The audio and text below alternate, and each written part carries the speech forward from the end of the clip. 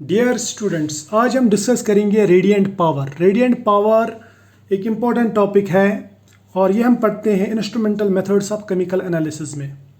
इसको समझने के लिए सबसे पहले हम रेडिएंट एनर्जी समझते हैं। रेडिएंट एनर्जी का मतलब रहता है इलेक्ट्रोमैग्नेटिक रेडिएशंस, यानी हमारे पास में जो ultra violet, visible, gamma rays, x rays वगैरह हैं, उनको हम कहते हैं इलेक्ट्रोमैग्नेटिक रेडिएशंस। और उनकी जो एनर्जी है उसको हम कहते हैं रेडिएंट एनर्जी। इलेक्ट्रोमैग्नेटिक रेडिएशंस की एनर्जी को हम कहते हैं रेडिएंट एनर्जी। अब ये जो इलेक्ट्रोमैग्नेटिक रेडिएशंस रहते हैं यानी रेज रहते हैं, इनका ड्यूअल नेचर रहता है, particle nature as well as wave nature.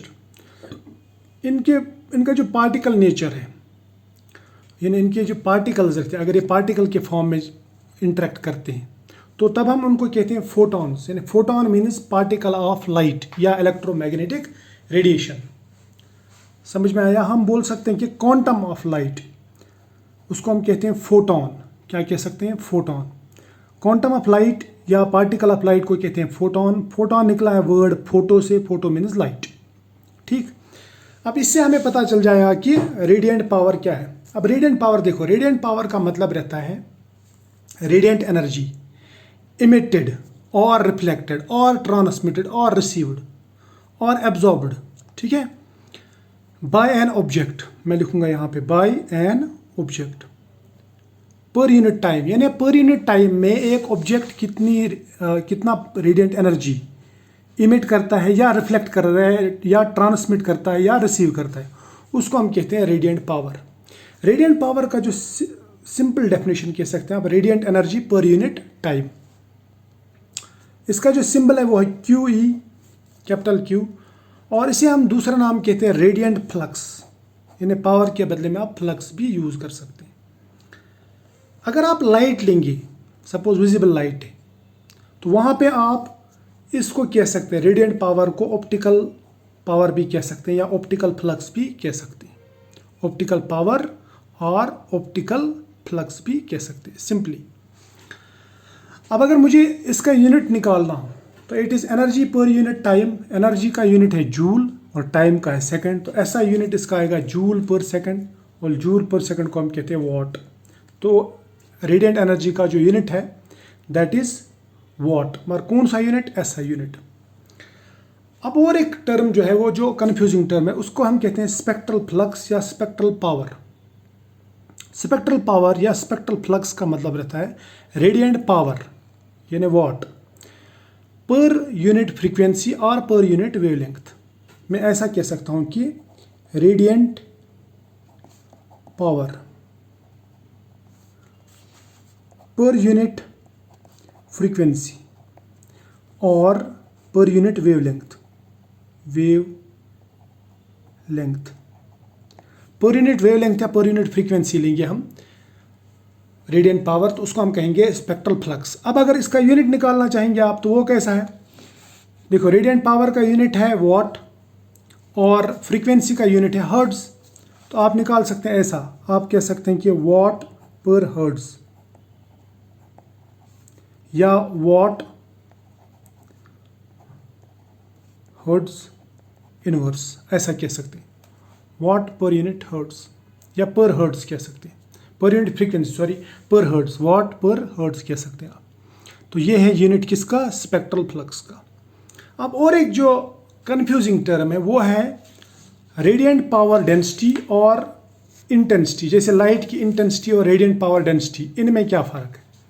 अगर देखा जाए तो यूनिट इनका दोनों का सेम है।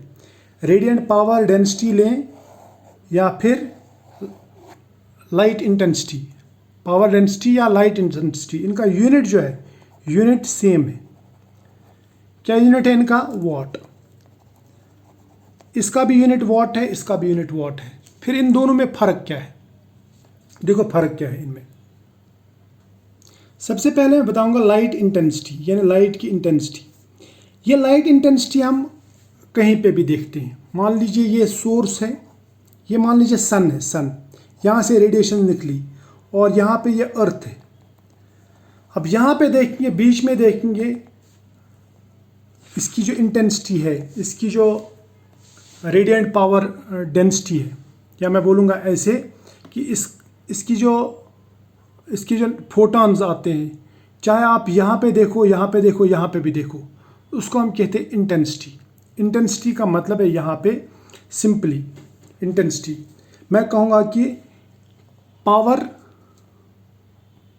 रेडियंट पावर डेंसिटी, ठीक है। मैं कहूँगा ऐसे रेडियंट पावर डेंसिटी, यानी यहाँ से जो रेडिएशंस आ रही है ये पर यूनिट सरफेस, या मैं बोलूँगा पर मीटर स्क्वायर कितनी पड़ रही है, एक पर्टिकुलर एरिया में कितनी पड़ रही है, या मैं कहूँगा इसका जो यूनिट आएगा वो आएगा वाट पर मीटर स्क्वायर। लेकिन कहीं पे भी यहाँ सोर्स से लेके जो हमारा ऑब्जेक्ट है वहाँ से, यहाँ से लेके यहाँ तक, कहीं पे भी आप देखो, आप अगर मेजर करते हैं वाट पर मीटर स्क्वायर तो उसको हम कहते हैं इंटेंसिटी, यानी कितनी लाइट पड़ रही है, कितनी रेडिएंट एनर्जी पड़ रही है एक पर्टिकुलर एरिया पे, उसको हम कहते हैं इंटेंसिटी, ठीक है। यानी नंबर ऑफ फोटॉन्स मैं बोल सकता हूँ कितने पड़ रहे हैं पर यूनिट टाइम पर मीटर स्क्वायर, उसको हम कह सकते हैं इंटेंसिटी। लेकिन जब मैं कहता हूँ कि power density, radiant power density, तो वो लेते हैं हम सिर्फ यहाँ पे इस सरफेस पे या इस सरफेस पे, यानी रेडियंट पावर डेंसिटी है ना, वो हम लेते हैं at surfaces only, surfaces only. कौन सी सरफेस, या तो सोर्स की सरफेस या फिर ऑब्जेक्ट की सरफेस।